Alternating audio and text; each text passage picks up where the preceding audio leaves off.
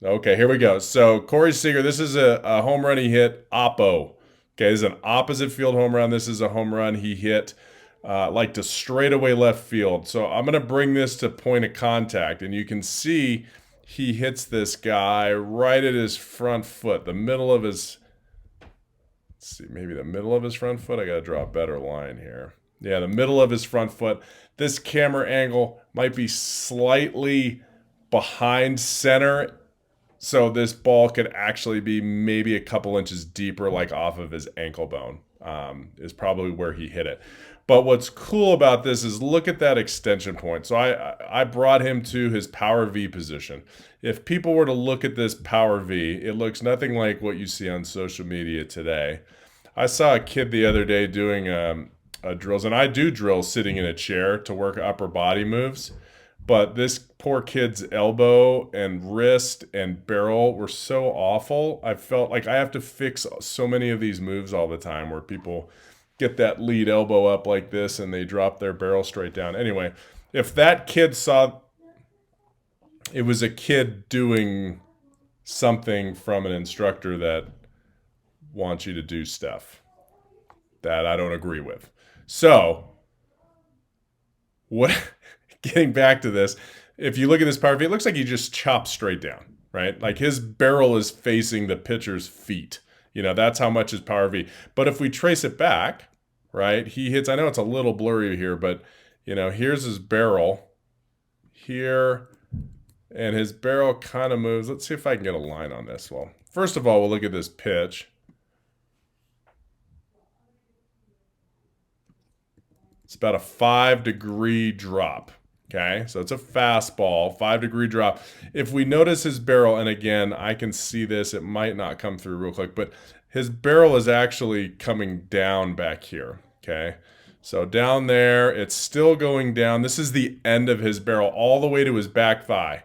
Okay, so he probably doesn't get his barrel on plane. So again, this is the bottom of his bat I'm tracing, not his barrel. And then it kind of comes through here. So his barrel, there he hits it. I mean, he's still like this through the ball. So his happy zone kind of looks like this.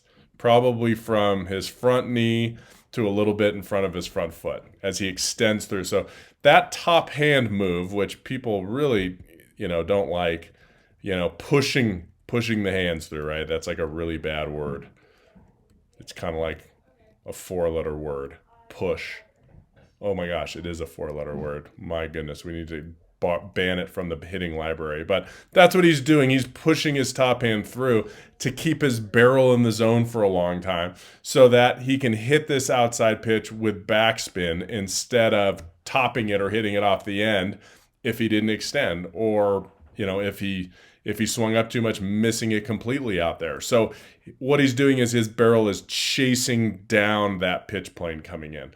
He doesn't have a very violent wrist roll at all. You can see after he extends, boom, there's contact. 4 frames after he extends, I mean, his left forearm is still visible. His right forearm and wrist is still visible. They don't disappear until way out there into his follow through. So anyway, that's the happy zone when he makes contact. If we look at when he goes to swing, so let's trace this back to the beginning. He's got kind of a glide, and let's see where his eyes are. So his eyes are there. But by the time he lands, okay, and his heel plants, his eyes dropped the whole, I don't know, 6 inches. Okay, that would be kind of a no-no, but that's what he does. Like that's okay, man. That's what he's used to.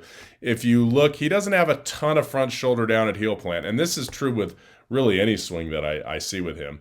At heel plant, his shoulders are very level. I mean, the front one might be down a little bit. He doesn't create a ton of torque because of that. If you look at his chest is probably facing there.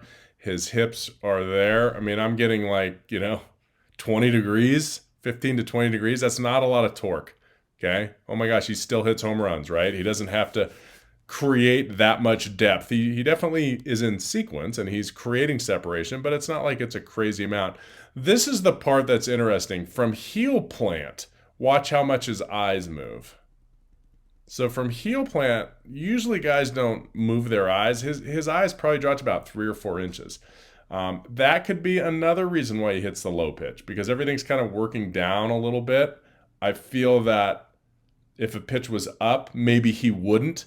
Maybe he's just dropping his head, like Derek Jeter used to drop his head at contact. But typically, once the heel plants, that head stays pretty still. His actually drops a little bit.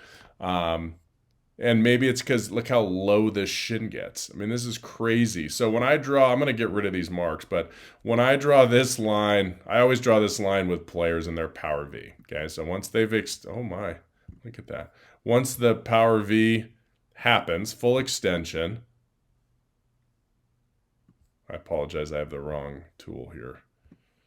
But once the power V happens, I draw this line, this shin, and I trace the bottom of the shin all the way out in front. Okay. And see how low that line is? I try to get it below the kneecap. Like this would be a good shin. That would be a really good shin right there. He's even lower than that. I'm not sure there's anybody with a lower shin than Seager sitting into the swing. And this is what allows him to get lower to pitches, but also keep his posture. He doesn't have to tilt his spine as much as a lot of players. Why is that bad? Well, when you tilt your spine too much and you tilt your shoulders too much, you lose your barrel too much and you slice a lot of balls to the opposite field. If you can keep your posture a little bit more, then you can create more backspin to the opposite field. And the only way to do that is to get low for low pitches. It's easier on high pitches, but the only way to do it on low pitches is to sink into your legs a little bit more. So that's kind of him. I mean, there aren't, some people do what he does and some people don't.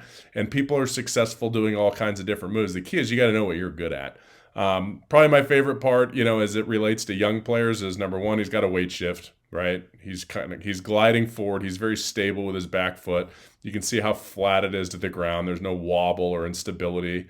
He lands and it's this turn. The barrel stays vertical as he rotates here for a long time. The knob stays well in front of the back elbow. He has big elbow separation. Okay. So the distance between his elbows is wide and it continues to stay wide as he comes through. Why is that important? Because he's a guy that straightens his front arm out a little bit more. Okay.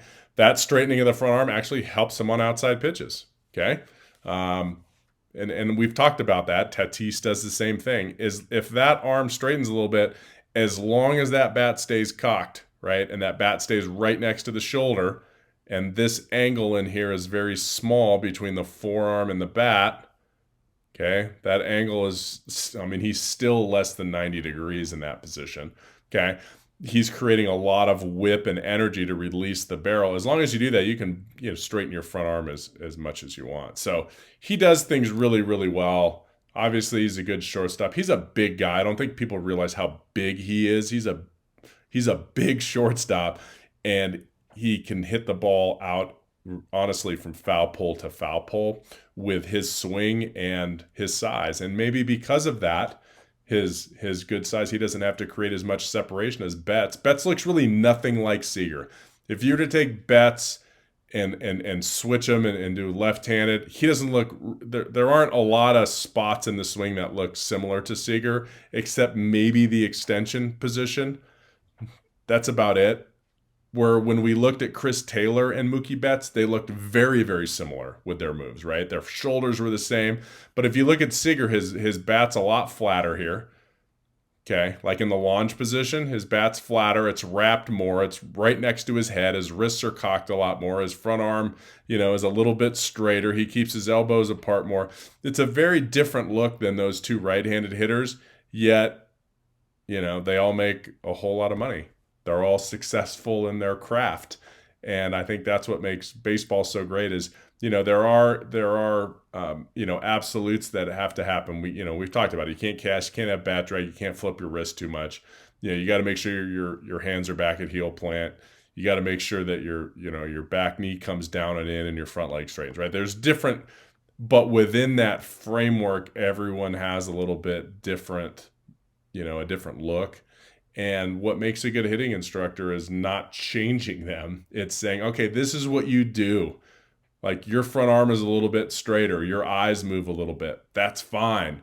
Okay. What we have to make sure of is because you do those two things and because you get so low, we got to make sure that your vertical bat angle doesn't get too steep.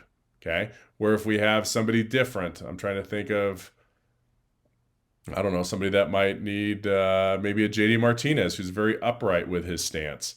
His vertical bat angle needs to be a lot steeper. He needs to drop his barrel a lot more to be able to handle pitches down because he's not as wide or as low as someone like Seager. So, as a good coach, you got to know your players. And we're just talking about mechanics and physical stuff, but you also have to know obviously what kind of personalities they have and approach and what they look for and how much information they need. But um, I think that's what makes this game so fun is that they're humans. You can't just plug them into a computer and hope for the best.